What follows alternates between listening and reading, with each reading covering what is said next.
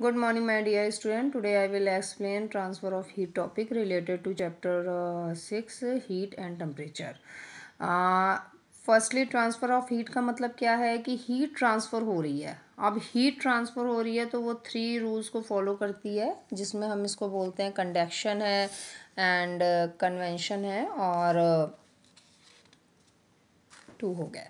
अब कंडेंशन क्या है? कंडेंशन क्या है? The transfer of heat from a hotter object to a cooler object when they are in the contact with each other is called conduction. अब conduction क्या है कि जो भी हीट हॉटर ऑब्जेक्ट से कूलर ऑब्जेक्ट की तरफ ट्रांसफ़र हो रही है उसको हम बोलते हैं कंडक्शन. अब कंडक्शन हमने बोला है तो यानी दो ऑब्जेक्ट के बीच हो रही है, दो ऑब्जेक्ट का कांटेक्ट हो रहा है, यानी उस एक ऑब्जेक्ट का हॉटर पार्ट होगा तो दूसरे ऑब्जेक्ट का कूलर पार्ट होगा, तो उनके अंदर जो हीट का ट्रांसफ़र होता है उसको हम बोल रहे हैं कंडक्शन. अब conduction occur due to the increase in the vibration of molecule in an object. अब जैसे ही मॉलिक्यूल्स हैं, कोई भी ऑब्जेक्ट है तो आपको पता है कि उस मॉलिक्यूल से बना हुआ है, तो ये जो मॉलिक्यूल्स के अंदर वाइब्रेशन होता है, जैसे ही वाइब्रेशन इंक्रीज होगा तो उससे ही कंडक्शन की एक्टिविटी कंप्लीट होती है. When end of a solid object is heat the molecule near the sources of heat gain energy and being to vibrate faster above about their fix position.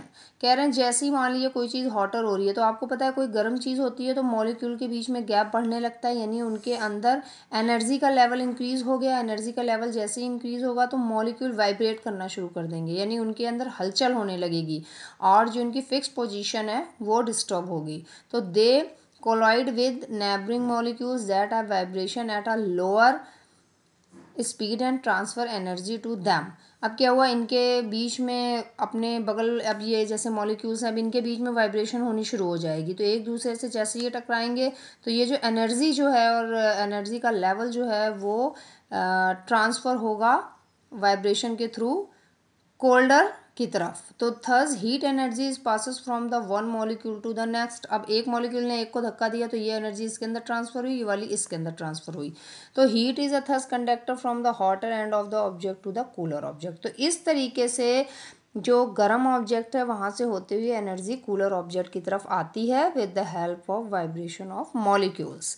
अब next आता है कि conduction depend on the how close the particle of the substance are packed together. अब ये depend करता है कि जो मॉलिक्यूल्स हैं या पार्टिकल्स हैं सब्सटेंस के, वो एक दूसरे में से अटैच किस कंडीशन में है. जैसे देखिए सॉलिड में कंडक्शन बहुत अच्छा होगा, लिक्विड में इससे कम होगा और गैस में होगा ही नहीं. इसीलिए हम कहते हैं कि गैस जो है पुअर कंडक्शन माना जाता है, क्योंकि इनके मॉलिक्यूल ऐसे ही बिखरे हुए होते हैं, तो इनके अंदर चाहे जितनी भी हीट आप पास आउट करिए तो इधर से उधर होने में प्रॉब्लम होती है.